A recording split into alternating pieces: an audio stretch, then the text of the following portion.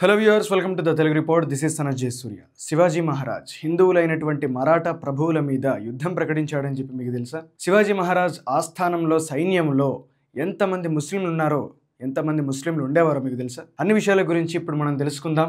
అంతకంటే ముందు ఎప్పటిలాగే ఒక రిక్వెస్ట్, మా ఛానల్ని లైక్ చేయండి, షేర్ చేయండి, సబ్స్క్రైబ్ చేయండి. ఇక వీడియోలోకి వెళ్ళిపోదాం. చరిత్రలో నమోదైనటువంటి అన్ని యుద్ధాలు మత ప్రాతిపదికన జరగలేదు. సామ్రాజ్య విస్తరణ కోసం జరిగాయి, దోపిడీలు సంపద కోసం జరిగాయి. అందులో ఆలయాలు, సాంస్కృతిక వారసత్వ సంపదగా భావించే చిహ్నాలు చాలా ధ్వంసమైపోయాయి. వాటన్నింటికీ కారణం కేవలం ముస్లిం రాజులు మాత్రమే అని చెప్పి మనకు చాలామంది ఇప్పటికీ ఉద్ఘాటిస్తూ ఉంటారు. కానీ ఈ మధ్యన ఎట్లాంటి ప్రచారం జరుగుతుంది అంటే శివాజీ మహారాజ్ కేవలం హైందవ చక్రవర్తి మాత్రమే అని, హిందువుల కోసం మాత్రమే కృషి చేశాడని, హిందూ మత రక్షకుడని, ముస్లింలకు తీవ్ర వ్యతిరేకి అని, ముస్లింలతో మాత్రమే యుద్ధం చేశాడని చెప్పి ఒక ఫేక్ ప్రాపగండా అనేది సమాజం లోపల తిరుగుతూ ఉంది. ప్రజలు కూడా అమాయకంగా అదే నిజమని చెప్పి కూడా నమ్ముతూ ఉన్నారు. కానీ అందులో ఎట్లాంటి వాస్తవం లేదు. వాస్తవ విషయాలు ఏమిటో ఇప్పుడు మనం చాలా స్పష్టంగా తెలుసుకుందాం. ఇక మనం వీడియోలోకి వెళ్ళిపోదాం. ఇక్కడ మనకు ఒక చిత్రం కనిపిస్తూ ఉంది. ఇది ఒక పుస్తకం. ఈ పుస్తకం పేరు మరాఠా సర్దార్. దీన్ని రాసింది బల్వంత్ పరసాని అనేటటువంటి ఒక చరిత్రకారుడు. ఇందులో ఏముంది అంటే చరిత్ర లోపల ఎక్కడ కూడా ముస్లింలు, హిందువులు మత ప్రాతిపదికన కొట్టుకున్నటువంటి దాఖలాలు లేవు.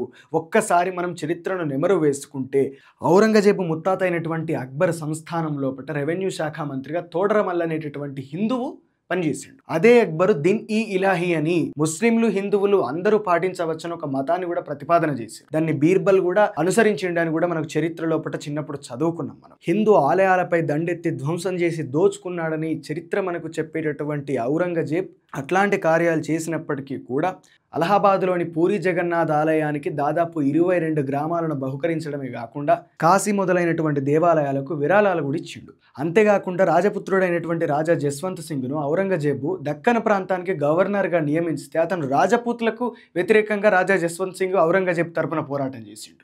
అనేక ముస్లిం వంశాల యొక్క ఆవిర్భావం లోపట హిందూ బ్రాహ్మణులకు కూడా భాగస్వామ్యం ఉన్నది. ఎట్లా అంటే నిజాం షాహీ వంశాన్ని స్థాపించినటువంటి ఇస్లాం పుచ్చుకున్నటువంటి వ్యక్తి గంగావి బహిరంభట్ కులకర్ణి అనేటటువంటి బ్రాహ్మణుని యొక్క కుమారుడు.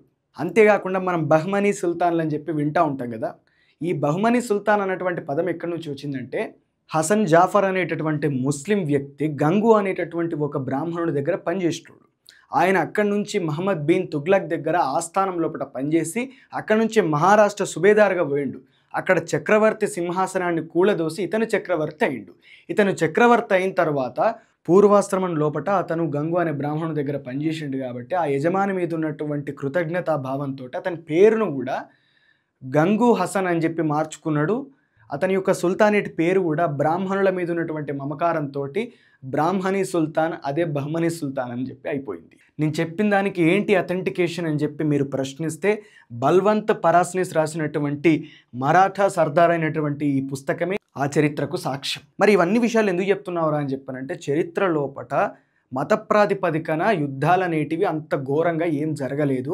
మతాల వారిగా దేశం లోపట ఎట్లాంటి విభజన రేఖ అనేది రాలేదు. అంతేకాకుండా మనందరికీ శ్రీరామదాస్ కథ తెలుసు కదా. అక్కడ తానిషా ప్రభు గురించి మనం చదువుకున్నాం కదా. తానిషా ప్రభు ఆస్థానం లోపట అక్కన్న, మాదన్నలు ఇద్దరు కూడా ప్రధానమంత్రులుగా ఉన్నారు కదా. ఇక్కడ తెలుస్తుంది కదా హిందూ ముస్లిం అనేటటువంటి విభజన రేఖ చరిత్ర లోపట అంత పెద్ద స్థాయి లోపట మనం ఇప్పుడు అనుకుంటున్నటువంటి స్థాయి లోపట లేదు అనేది. ఇక శివాజీ మహారాజ్ విషయానికి వస్తే సురేష్ దేశ్పాండే అనేటటువంటి చరిత్రకారుడు రాసినటువంటి మరాఠ్యాంచ ఇతిహాస్ అనేటటువంటి పుస్తకం ప్రకారం శివాజీ మహారాజ్ ఆస్థానంలో మంత్రుల దగ్గర నుంచి మొదలు పెడితే సైనికుల వరకు అనేక మంది ముస్లింలు ఆయన దగ్గర ఉండేవాళ్ళు. శివాజీ మహారాజు కొంకణ తీరంలో నావికా దళాన్ని ఏర్పాటు చేసినప్పుడు ఆ దళానికి గవర్నర్గా, లెఫ్టినెంట్గా ఎవరిని పెట్టిండయా అని చెప్పనంటే సారంగ్ దౌలత్ అనేటటువంటి ఒక ముస్లిం వ్యక్తిని ఆయన పెట్టిండు. అంతేకాకుండా శివాజీ మహారాజు యొక్క వ్యక్తిగతమైనటువంటి అంగరక్షకుడు ఎవరు? మదారి మెహతారా అనేటటువంటి ఒక ముస్లిం యువకుడు. ఈ వ్యక్తి శివాజీ మహారాజ్ ఆగ్రా నుంచి తప్పించుకునేటటువంటి సందర్భంలో, అఫ్జల్ని చంపేసేటటువంటి సందర్భంలో అతనికి ఉంగరాలను పోలినటువంటి పులిగోరు ఆయుధాన్ని ఇచ్చింది ఈ వ్యక్తే. అతను ఒక ముస్లిం.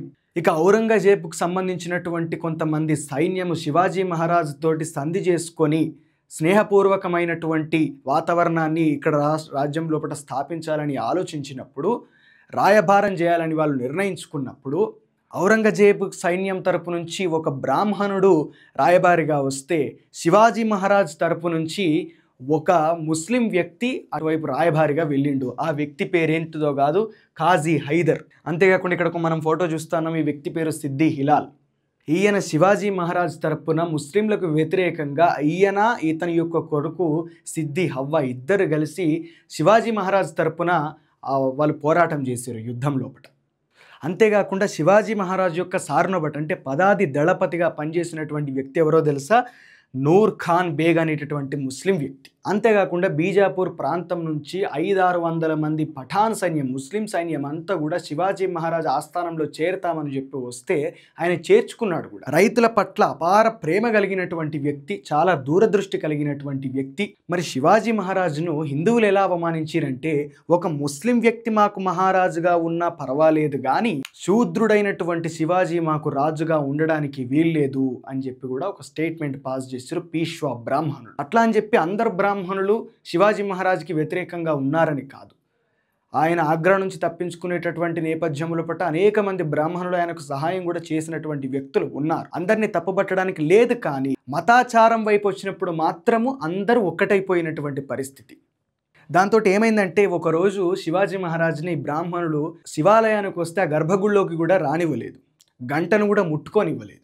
మహారాజు అయినప్పటికీ కూడా ఆయన తీవ్రంగా అవమానించారు. ఇక అతన్ని రాజ్యాభిషిక్తుని చేసేటటువంటి సందర్భంలో మాత్రం మహారాష్ట్ర లోపట ఒక్క బ్రాహ్మణుడు కూడా శివాజీ మహారాజుని రాజ్యాభిషిక్తుని చేయడానికి బ్రహ్మత్వం వహించలేదు. శివాజీ మహారాజ్ చాలా బాధపడ్డాడు, అవమానపడ్డాడు. ఆ తర్వాత అనేక ప్రాంతాలకు తన మనుషుల్ని పంపించి బ్రాహ్మణులు తీసుకురమ్మని చెప్పిండు, కానీ ఎవరు రాలేదు.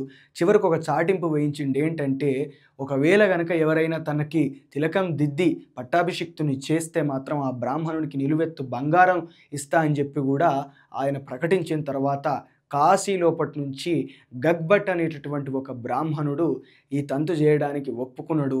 అక్కడి నుంచి తిరిగి వచ్చిండు, శివాజీ మహారాజ్ యొక్క పట్టాభిషేకాన్ని చేసిండు. అయితే ఇక్కడ ఒక విషయం ఏమిటంటే, అతడు కాలి గోటుతోటి శివాజీ మహారాజ్ నుదుటన తిలకం దిద్దిండని, దానికి అవమానపడ్డటువంటి శివాజీ మహారాజ్ కత్తితో ఆ బ్రాహ్మణుని నరికి వేశాడని చెప్పి చెప్తా ఉంటారు. కానీ దాని గురించి చరిత్రలో సరైనటువంటి సాక్ష్యాలు లేవు. కాబట్టి ఇప్పుడు నేను ఏ పుస్తకాలను అథెంటికేషన్గా తీసుకొని మాట్లాడుతున్నానో అందులోపట కూడా ఈ యొక్క చరిత్రకు సంబంధించి, ఈ కథకు సంబంధించి, ఈ విషయానికి సంబంధించి ఎట్లాంటి సాక్ష్యము లేదు. కాబట్టి అంతేకాకుండా గోవింద్ పన్సారే రాసినటువంటి కౌన్ హై శివాజీ అనేటటువంటి పుస్తకం లోపల కూడా ఈ విషయం గురించి ప్రస్తావన లేకపోవడం చేత నేను ఆ విషయం గురించి మాట్లాడదలుచుకోలేదు. కాబట్టి నాది తప్పై ఉంటే నన్ను కరెక్ట్ చేయగలరు. మరి హిందువులైనటువంటి మరాఠా ప్రభువులతోటి శివాజీ మహారాజ్ యుద్ధం ఎందుకు ప్రకటించాడు, వాళ్ళని ఎందుకు వ్యతిరేకించాడు, వాళ్ళెందుకు వ్యతిరేకించారు అంటే, శివాజీ మహారాజ్ రైతు ప్రేమికుడు. రైతులంటే అమేమైనటువంటి ప్రేమతోటి శివాజీ మహారాజ్ ఏం చేసిండంటే, ఒకవేళ గనక ఆయా సమయానికి ఈ రైతులు పంట వేసినప్పుడు పంట దిగుబడి సరిగ్గా రాక పన్ను చెల్లించేటటువంటి సమయానికి వాళ్ళు ఆదాయం లేక పన్ను చెల్లించలేకపోతే దాన్ని మినహాయించిండు, వదిలేయమన్నాడు. కానీ దీనివల్ల ప్రభుత్వ ఖజానాకు గండిపడుతుందని చెప్పి ఆగ్రహించినటువంటి మరాఠా ప్రభువులు ఈ యొక్క నిర్ణయాన్ని వ్యతిరేకించినటువంటి సందర్భంలో పట్టినే వాళ్ళందరికీ కూడా శివాజీ మహారాజ్ శత్రువుగా మారిపోయిండు. సో వాళ్ళందరూ ఎవరో ఒకసారి మీకు పేర్లతోటి సహా నేను చదివి వినిపించే ప్రయత్నం చేస్తాను. ప్రధాన మరాఠా హిందూ కులీనులైనటువంటి ఘట్కే, ఖండగలే, బాజీ ఘోర్పడే, బాజీ మొహితే, నింబాల్కర్, దబీర్, మోర్, బండల్, సావంత్, సర్వే, ఖోపడే, పంధరే, కొంకణై దేశాయిలు మరియు మావల్ దేశ్ముఖులు, దేశ్ పాండేలు వీళ్ళందరూ కూడా వ్యతిరేకమైపోయారు. వీళ్ళందరూ కూడా స్వార్థ ప్రయోజనాల కారణంగా శివాజీని పూర్తిగా వ్యతిరేకించినటువంటి పరిస్థితి. సో ఈ కారణం చేత హిందూ రాజులకు కూడా శివాజీ మహారాజ్ వ్యతిరేకంగా మారిండు. కాబట్టి ఇక్కడ ఏమిటంటే, రాజ్య ప్రజల యొక్క సంక్షేమం కోసం ఒక సెక్యులర్గా అక్కడ ఆయన హిందూ మతం మీద కాదు, అక్కడ సామ్రాజ్య విస్తరణ లోపల భాగంగా ముస్లింలతోటి ఆయన వ్యతిరేకంగా పోరాటం చేసిండు. ఏ ముస్లిం మీద కూడా ప్రత్యేకంగా ఆయన కోపం లేదు, ముస్లిం మతం మీద కూడా ఆయన కోపం లేదు. చాలామంది ముస్లిం రాజుల దగ్గర హిందువులు మంత్రులుగా, సామంతులుగా, సైనికులుగా ఉన్నారు. చాలామంది హిందూ రాజుల దగ్గర కూడా ముస్లింలు సైనికులుగా, సామంతులుగా, సైన్యాధికారులుగా కూడా పనిచేశారు. ఉదాహరణే శివాజీ మహారాజ్. మరి చరిత్ర లోపల కేవలం ముస్లిమ్స్ మాత్రమే హిందూ దేవాలయాల మీద, హిందూ రాజుల మీద, హిందువుల మీద దాడి చేసి దోచుకున్నారా అని చెప్పనంటే కాదు. హిందూ రాజులు హిందూ దేవాలయాల మీద, హిందూ సామ్రాజ్యాల మీద, హిందువుల మీద పడి దండయాత్రలు చేసినటువంటి చరిత్ర ఉన్నది, దోచుకున్నటువంటి చరిత్ర ఉన్నది. 12వ శతాబ్దం లోపల హర్షుడు అనేటటువంటి క్షత్రియ వంశానికి చెందినటువంటి రాజు హిందూ దేవాలయాల మీద దాడులు చేసి దోచుకున్నాడు. హిందూ దేవాలయాల లోపల హిందూ దేవతామూర్తుల విగ్రహాల్ని పగలగొట్టాడు. చాలా తీవ్రంగా అవమానించినటువంటి చరిత్ర కూడా ఉంది. అంతేకాకుండా విజయనగర సామ్రాజ్యాధినేత అయినటువంటి శ్రీకృష్ణదేవరాయలు ఉదయగిరి మీద దండెత్తి అక్కడ బాలకృష్ణుడి విగ్రహాన్ని, పండరీపురం మీద దండెత్తి విఠలనాథుని విగ్రహాన్ని కూడా దోచుకొని వెళ్ళిపోయాడు. కళింగ రాజ్యాన్ని మగధ రాజులు జయించినప్పుడు అక్కడ ఉన్నటువంటి రిషభనాథుని విగ్రహాన్ని ఎత్తుకొని వెళ్ళారు. అక్కడ ఉన్నటువంటి ఆలయాలను ధ్వంసం చేశారు. ఆ సంపదను మొత్తం కూడా దోచుకున్నారు. గోల్కొండ రాజుల వద్ద పనిచేసేటటువంటి మరాఠా బ్రాహ్మణుడు మురహరి రావు అనేటటువంటి వ్యక్తి రాయలసీమను గోల్కొండ సామ్రాజ్యంలో కలపడం లోపల భాగంగా అహోబిలం మీద దండెత్తి అహోబిలం లక్ష్మీనరసింహస్వామి విగ్రహాన్ని దొంగతనం చేసుకొని వచ్చి గోల్కొండలో పెట్టే ప్రయత్నం చేసిండు. టిప్పు సుల్తాన్ కాలం లోపల మరాఠా రాజులు శృంగేరి ఆలయం మీద దండెత్తి అక్కడ ఉన్నటువంటి శారదాదేవి విగ్రహాన్ని ధ్వంసం చేసి తీసుకొని పోతే టిప్పు సుల్తాన్ మళ్ళా ఆలయాన్ని పునరుద్ధరించిండు. ఇట్లా హిందూ రాజులే హైందవ దేవాలయాల మీద దాడులు చేసినటువంటి అనేక సంఘటనలు చరిత్రలో నమోదై ఉన్నాయి. కాబట్టి ఇక్కడ ఒక కాబట్టి ఇక్కడ చివరిగా చెప్పే విషయం ఏమిటంటే శివాజీ మహారాజు కేవలం ఒక మతం కోసమో ఒక ధర్మం కోసం మాత్రమే పనిచేసినటువంటి వ్యక్తి కాదు. ఆయన హిందూ మతాభిమానే కానీ దురభిమానే కాదు. ఆయన బ్రాహ్మణులకు లోబడి పనిచేసిండు కానీ ఆయన బ్రాహ్మణుల కోసము బ్రాహ్మణుల రక్షణార్థం మాత్రమే పనిచేసినటువంటి వ్యక్తి కాదు. ఆయన మతాన్ని రక్షించడానికి మాత్రమే పనిచేసినటువంటి వ్యక్తి కాదు. ఆయన తన సామ్రాజ్యంలో ఉన్నటువంటి ప్రజలందరినీ కూడా సమానంగా చూస్తూ తన యొక్క సామ్రాజ్యాన్ని సస్యశ్యామలంగా నడిపించినటువంటి వ్యక్తి. చాలా గొప్ప రాజు, మూలవాసి, సామ్రాజ్య విస్తరణ కోసం పాటుపడ్డటువంటి వ్యక్తి శివాజీ మహారాజ్. అంతేకాకుండా ఈ సమాజం లోపల ఒక విచ్ఛిన్న రేఖను, విభజన రేఖను తీసుకొచ్చే ప్రయత్నం లోపల భాగంగా ఈ మధ్యన ప్రోపగండా సినిమాలు చాలా ఎక్కువ స్థాయిలో తీస్తున్నారు. ఆ కోవాల నుంచి వచ్చిందే ఈ సంభాజీ అనేటటువంటి సినిమా. ఒక వర్గం మీద పూర్తిగా విద్వేషం రగిల్చడానికి, ముస్లింలంటే హిందువులకు వ్యతిరేక భావన రావడానికి ఎంత దారుణంగా ప్రయత్నిస్తున్నారో చరిత్రను దాచిపెట్టి ఔరంగజేబు సంభాజీని చాలా దారుణంగా చంపినటువంటి విషయం అందరికీ తెలిసిందే. కానీ ఆ చంపడానికి కారణమైనటువంటి పీష్వా బ్రాహ్మణుల గురించి, వాళ్ళ చరిత్ర గురించి, అంతేకాకుండా అతని యొక్క భార్య గురించి, సంభాజీ యొక్క భార్య గురించి, అతను సంభాజీని చంపడంలో అతని యొక్క భార్య పాత్ర గురించి కూడా ఖచ్చితంగా ప్రజలు తెలుసుకోవాల్సినటువంటి అవసరం ఉన్నది.